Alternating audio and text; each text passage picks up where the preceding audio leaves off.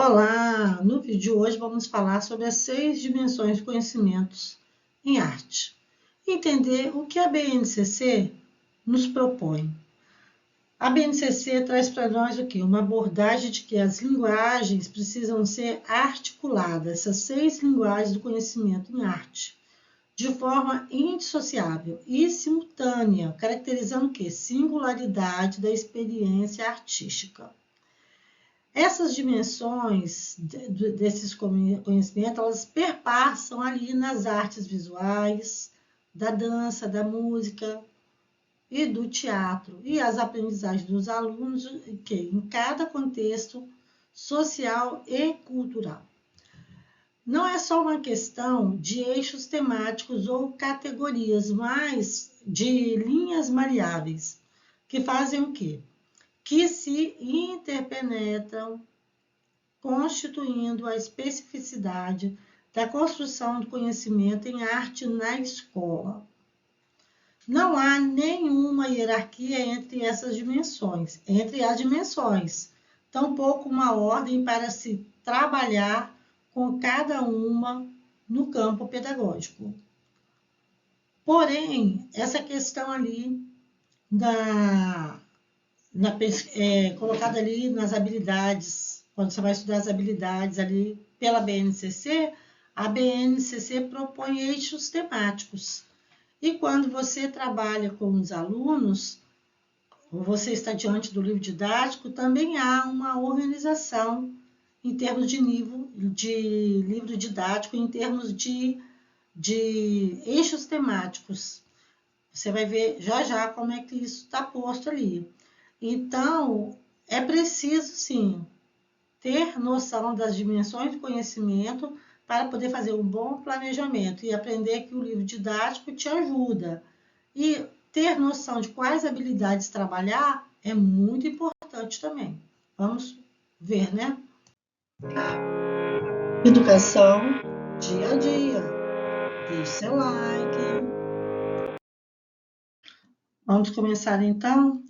Hoje vamos falar, o primeiro tópico que nós vamos falar é sobre criação, que está posto também nesse CC.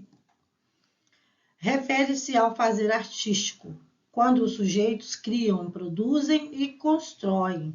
Trata-se de uma atitude intencional e investigativa que confere materialidade estética a sentimentos, ideias, desejos e representações em processos, acontecimentos e produções artísticas individuais ou coletivas.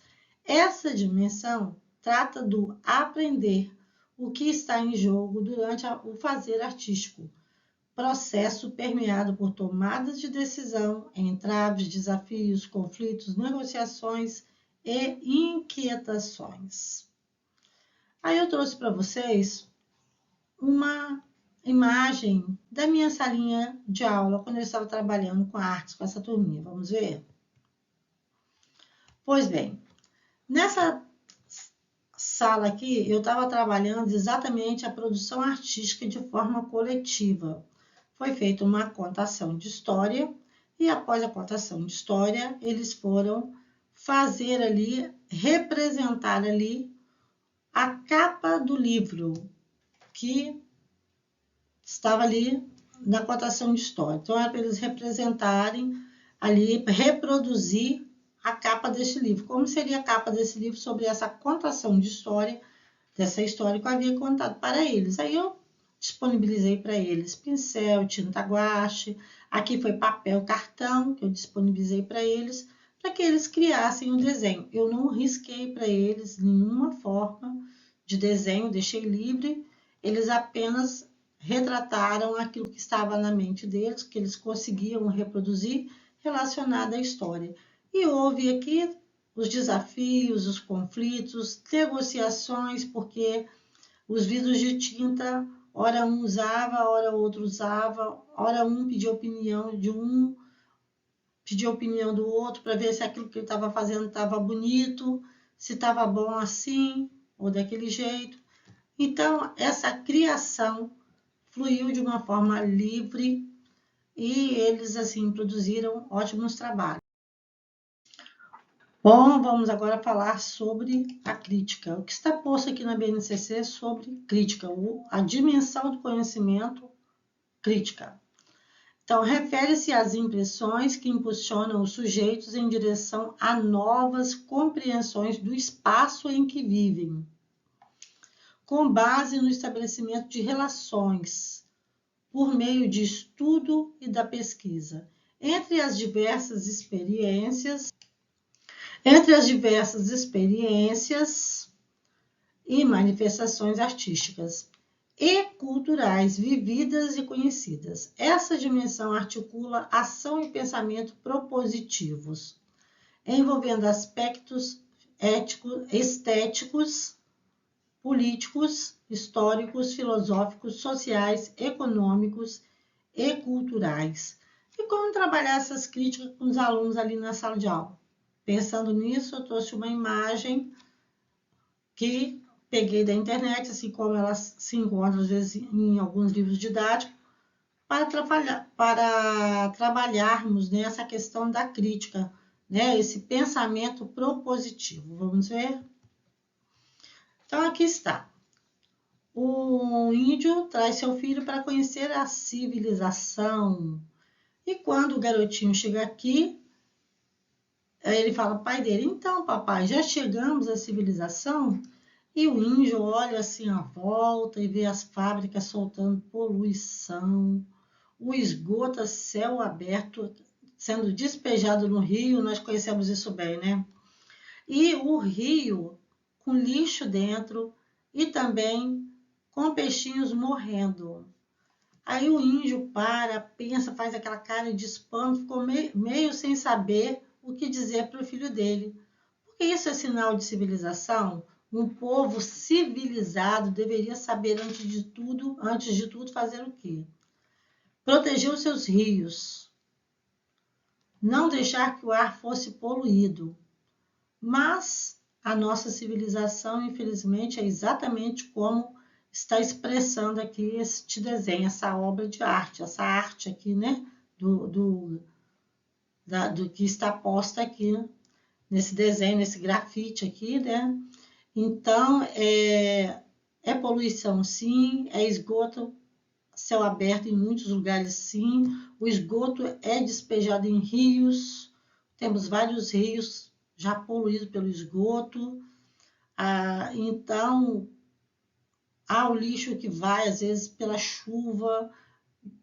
Tem lugares que, infelizmente, tem o mau hábito de jogar lixo na rua. Então, isso tudo é uma polêmica que nós precisamos levantar com os nossos alunos na sala de aula, fazer refletir para ver se produzimos pessoas com mais conscientização para preservar o meio ambiente no nosso presente e no nosso futuro. Vamos para o próximo. Vamos lá. Terceiro item, estesia. Refere-se à experiência sensível dos sujeitos em relação ao espaço, ao tempo, ao som, à ação, às imagens, ao próprio corpo e aos diferentes materiais. Essa dimensão articula a sensibilidade e a percepção, tomadas como forma de conhecer a si mesmo, o outro e o mundo. Nela, o corpo em sua totalidade, a emoção, percepção, intuição, sensibilidade e intelecto. É o protagonista da experiência. E como oportunizar este conhecimento aos nossos alunos? Eu trouxe umas sugestões. Contação de história com bonecos e fantoches de mão. O que você preferir. Filmes infantis. Levar a turma para assistir teatro de fantoches infantil. E após a apresentação do filme ou teatro, converse com a turma sobre o tema abordado, a história que foi apresentada. E você vai estar dando a eles uma oportunidade para rever tudo que aprenderam, tudo que foi apresentado para eles ali, e vai dar a eles a oportunidade de falar o que aconteceu, o que eles entenderam, o que eles não entenderam, e você vai poder explicar. vai enriquecer o conhecimento. Vamos falar agora sobre a expressão. É o quarto conhecimento, a quarta dimensão do conhecimento. Refere-se às possibilidades de exteriorizar e manifestar as criações subjetivas por meio de procedimentos artísticos, tanto em âmbito individual quanto coletivo. Essa dimensão emerge a experiência artística com os elementos constitutivos de cada linguagem, dos seus vocabulários específicos e das suas materialidades. Então, quando falamos em elementos constitutivos de cada linguagem, eu trouxe aqui embaixo quais são esses elementos. Na BNCC está previsto isso aqui, sobre expressão. E aqui eu trouxe como acréscimo de informação. Então, quais são os 4 elementos da linguagem artística? Primeiro, música. E dentro da música, o que está envolvido? Melodia, harmonia e ritmo. Depois, artes cênicas. Aí tem lá o ator, o texto, encenação e a plateia. Tudo isso está ali nas artes cênicas. Artes visuais. Ponto, linha, forma, plano, superfície, textura e cor. Literatura. Aí tem o autor, o tempo, o espaço, personagem. E assim é o que está ali posto na BNCC, e esses aqui são os 4 elementos da linguagem artística. Vamos para o quinto, que é fruição. Refere-se ao deleite, ao prazer, ao estranhamento e à abertura para se sensibilizar durante a participação em práticas artísticas e culturais. Essa dimensão implica disponibilidade dos sujeitos para a relação continuada com produções artísticas e culturais oriundas das mais diversas épocas, lugares e grupos sociais. Então, a fruição, nós vamos ensinar ao nosso aluno isso, né? Esse deleite, o prazer, né?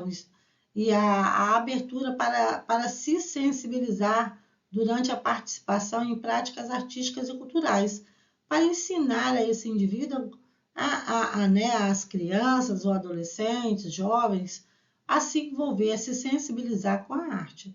Então, essa dimensão implica em quê? Em disponibilidade do sujeito para a relação continuada.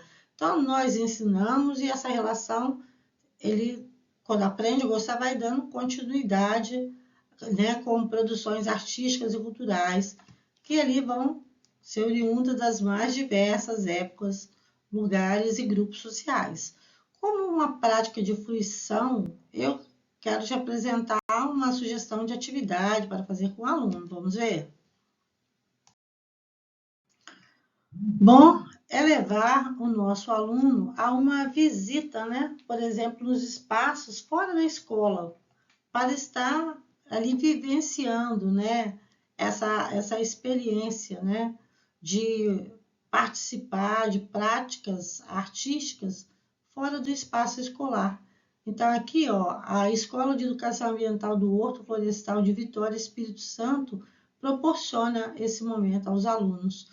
O aluno vai ali, recebe informação sobre a educação ambiental, participa de atividades artísticas promovidas ali pelos funcionários do Horto Florestal, e proporciona essa fruição, né?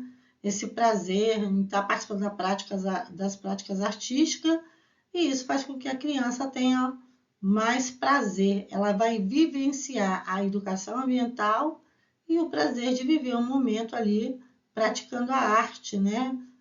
Pintando, desenhando, escrevendo. É uma experiência bacana para você levar o seu aluno aí no lugar onde você está e proporcionar ao seu aluno, fora do espaço da sala de aula, essa fruição, né? Esse prazer artístico e cultural. A nossa sexta e última dimensão artística é a reflexão. Refere-se ao processo de construir argumentos e ponderações sobre as fruições, né? as experiências e os processos criativos, artísticos e culturais, e a atitude de perceber, analisar e interpretar as manifestações artísticas e culturais, seja como criador, seja como leitor. Quando o aluno consegue estar diante de uma obra de arte, entender o que o artista quis passar, né? Admirando um belo quadro, admirando uma bela exposição teatral, traz a reflexão ali sobre o fazer do artista, o que ele quis passar, né? A atitude de perceber, analisar e interpretar as manifestações artísticas e culturais. Aí eu trouxe para vocês simplesmente um desenho de um engraçado, mas que traz uma reflexão boa para as crianças.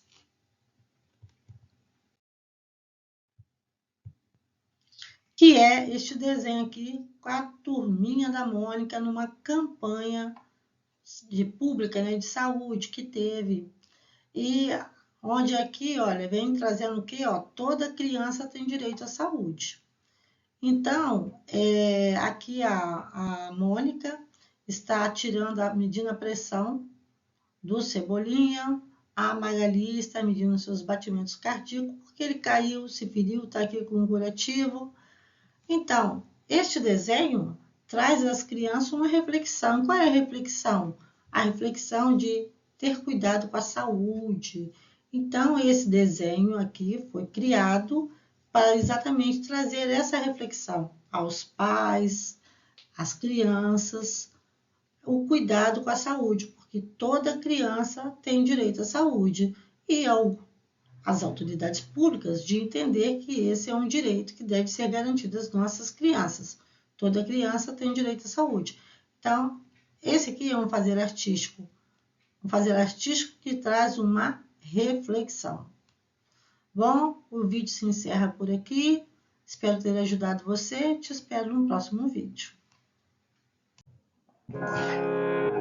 Educação dia a dia. Inscreva-se no canal e ative o sininho para receber o próximo vídeo.